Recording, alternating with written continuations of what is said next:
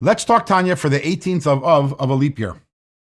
In yesterday's Tanya, we explained that although everything, our world, the higher worlds, everything was created through God's speech, in the higher worlds, because they're spiritual beings, they're able to sense the spirituality behind the words, the soul of the words, which, as we explained, the spirituality, the soul behind the words, is Hashem's Chachma, the infinite light of God.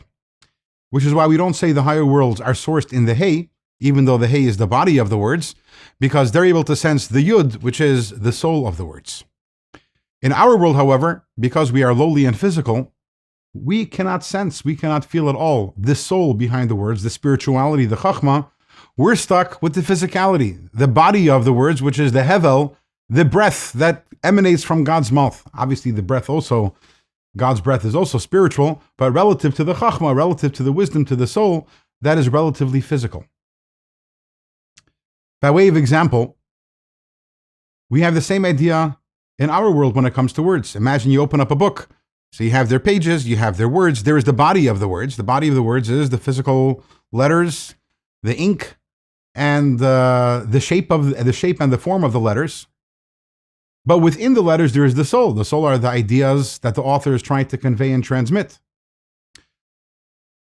Now, usually, when you read a book, you're not even paying too much attention to the letters. You're focusing on the soul behind it, because you're a spiritual being. But what if you have a book and it's in a foreign language? So then you open the book and you look, and what do you see? All you see is the physical letters. You don't have the soul. All that's revealed to you is the body of the letters. Even though the body does contain a soul, all the ideas are there. Just the author is expressing them in a language that you don't understand. The same thing is also in the spiritual worlds. Yes, they're created by the words, but they're able to sense also the spirituality, the soul of the words, the Yud in the words. Us physical beings, we can't sense that spirituality. We are stuck with the body of the letters, which is the Hey of Hashem's name, the Malchus, and that is why we say that specifically our world is sourced in and created by the Hey of Hashem's name, even though all the worlds are created by speech, but we are created specifically by the physicality of the speech of God, or at least that is what is revealed over here in this world. A few days ago, we started this chapter by saying that through giving tzedakah, we make God's name. And we asked, what does that mean? What does it mean to make God's name? And why is that caused through us giving tzedakah?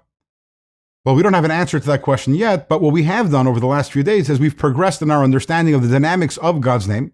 We understand how the name works, the Yud-Kei Vav-Kei, and how it interacts with and relates to our world.